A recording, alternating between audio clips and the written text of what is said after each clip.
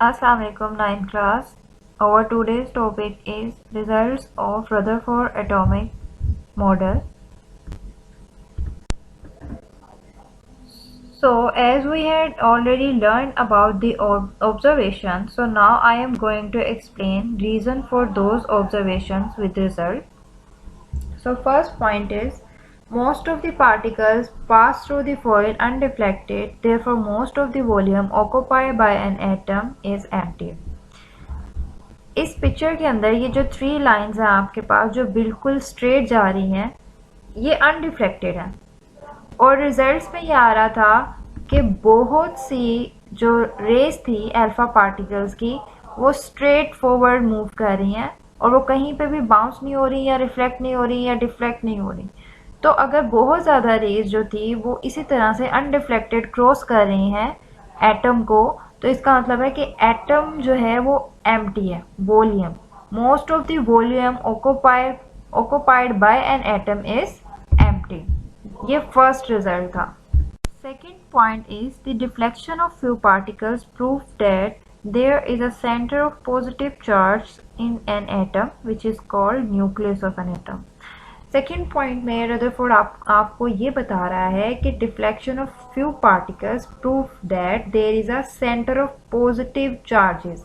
Mean कि अगर आपको ये एटम नज़र आ रहा हो तो इनके सेंटर में आपके पास क्या प्रेजेंट है, पॉजिटिव चार्जेस प्रेजेंट है। अच्छा, ये जो पॉजिटिव चार्जेस हैं आपके पास ये वाले this one and this one, ये कैसे उसको पता चला कि सेंटर में पॉजिटिव चार्जेस हैं? सेंटर में पॉजिटिव चार्जेस प्रेजेंट हैं और उसने उसको न्यूक्लियस का नाम फर्स्ट टाइम न्यूक्लियस का वर्ड यूज़ किया। तो वो इसलिए किया क्योंकि अगर आप थर्ड पाथवे को देख रहे हो तो अल्फा पार्टिकल जब स्ट्राइक किए हैं दिस वन, अल्फा पार्टिकल ने जब स्ट्राइक किया है पॉजिटिव पार्टिकल के साथ तो वो बहुत फोर्सफुली बाउंस्ड बैक हुआ है।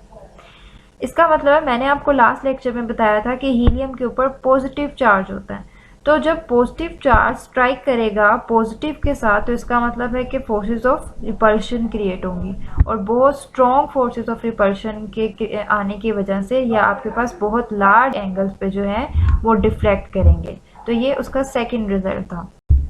Now the third point is the complete rebounds of a few particles show that the nucleus is very dense and hard।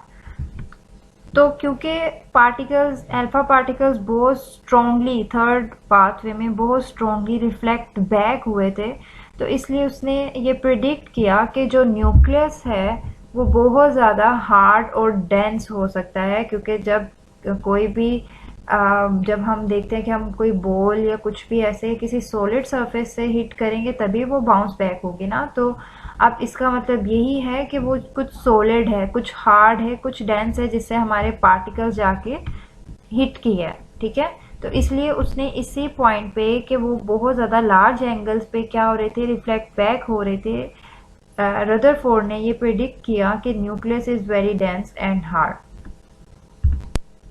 The fourth point is few particles were deflected is show that the size of the nucleus is very small as compared to the total volume of an atom। अब first slide में हमने या first point में या result में हमने ये देखा कि बहुत ज़्यादा जो थे वो रेज स्ट्रेट मूव कर रही हैं। ठीक है, बहुत ज़्यादा रेज स्ट्रेटली मूव कर रही हैं, अनरिफ्लेक्टेड है। तो इसका मतलब है कि ज़्यादा हिस्सा क्या हुआ, ज़्यादा जो वॉल्यूम है एटम का एम्प्टी हुआ। अब इस पॉइंट में कह रहे हैं फ्यू पार्टिकल्स वर डिफ्लेक्टेड, तो बहुत कम पार्टिकल्स डिफ्लेक्ट बैक हुए थे। तो इसका मतलब है न्यूक्लियस बहुत छोटा है as compare to the total volume of an atom, इसीलिए जो है वो बहुत कम रेज जो हैं वो डिफ्लेक्ट हुई हैं। द नेक्स्ट पॉइंट उसने आपको बताया रदरफोर्ड ने, the electrons revolve around the nucleus. तो अब इसमें उसने कहा कि इलेक्ट्रॉन जो है वो रिवॉल्व अराउंड द न्यूक्लियस, मतलब इलेक्ट्रॉन जो है वो रिवॉल्व कर रहे हैं न्यूक्लियस के राउंड अबाउट। तो इससे प्लम पुडिंग जो थ्योरी थी आपकी वो रिजेक्ट हो गई। Next point, an atom as a whole is neutral, therefore the number of electron in an atom is equal to the number of proton. अब जब उन्होंने चार्जेस को क्या किया, बैलेंस किया, तो उन्होंने कहा कि टोटल जो एटम है ना वो हमारे पास न्यूट्रल आता है। अब ये न्यूट्रल क्यों आ रहा है आपके पास, क्योंकि number of electrons and number of protons जो हैं वो इक्वल है।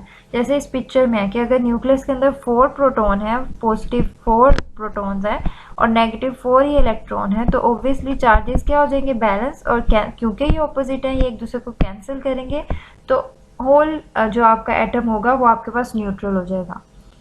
Next point, except electrons all other fundamental particles that lie within nucleus are now as nucleons। तो इलेक्ट्रॉन तो आपके पास ऑर्बिट में थे, ठीक है, अभी इसने ये नहीं बताया कि वो ऑर्बिट में है, लेकिन इलेक्ट्रॉन्स क्योंकि वो न्यूक्लियस में नहीं है, वो बाहर न्यूक्लियस के राउंड अबाउट मूव कर रहे हैं, तो न्यूक्लियस के अलावा जितने भी पार्टिकल्स इलेक्ट्रॉन के अलावा जितने भी पार्टिकल्स न्यूक्लियस के अंदर प्रेजेंट होंगे उन्हें रदरफोर्ड ने कहा कि हम कहेंगे nucleons. Although Rutherford's experiment proved that plum pudding model of an atom was not correct, yet it had following defects. So first defect क्या था? According to classical theory of radiation, electrons being the charged particle should release and emit energy continuously and they should ultimately fall into the nucleus. अब एक theory है आपके पास यहाँ पे जिसको बताया गया है, उस थेरी का नाम आपके पास लिया गया है क्लासिकल थेरी ऑफ रेडिएशन, ठीक है, classical theory of radiation, this one. इस थेरी के अकॉर्डिंगली जब भी कोई चार्ज पार्टिकल मूव करेगा तो वो अपनी एनर्जी को एमिट करेगा। अब अगर इलेक्ट्रॉन कंटिन्यूसली रिवॉल्व कर रहे हैं अराउंड अबाउट द न्यूक्लियस, तो वो तो अपने एनर्जी को एमिट करता जाएगा।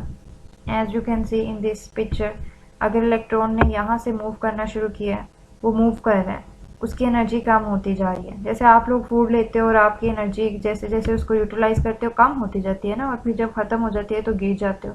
Same as it is electron इस पाथ में मूव करता जा रहा है और उसकी एनर्जी जो है वो कम होती जा रही है, तो अल्टीमेटली क्या होगा आपके पास, वो फॉल कर जाएगा इनटू द न्यूक्लियस।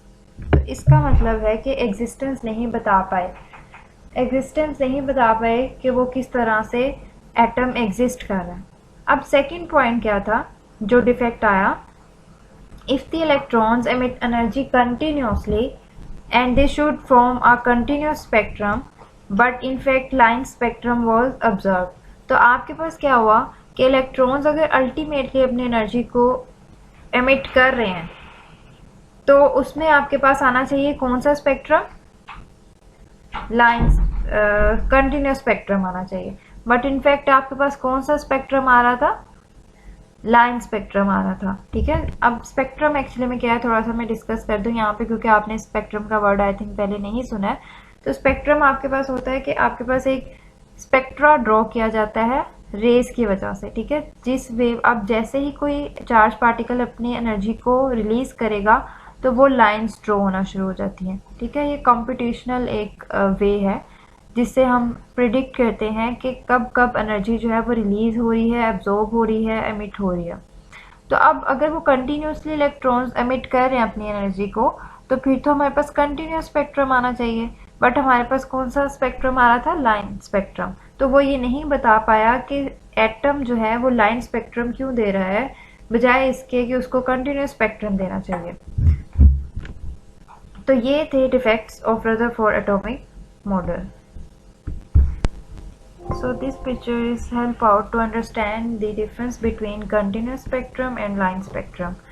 So जो आपके पास एटम का स्पेक्ट्रम आना चाहिए था वो कंटिन्यूस आना चाहिए था, बट आ कौन सा रहा था, लाइन स्पेक्ट्रम आ रहा था। सो ये जिसमें आपके पास एक कलर शेड पूरे आ रहे हैं, purple, blue, green, red, orange, ये एक कंटिन्यूस स्पेक्ट्रम है। और जिसमें आपके पास लाइन ड्रॉज हो रही हैं, पर्पल की लाइन आ रही है, फिर ग्रीन की लाइन आ रही है, फिर रेड की लाइन आ रही है, तो ये आपके पास कौन सा है, लाइन स्पेक्ट्रम है। Remember safety first. Thank you, Allah Hafiz.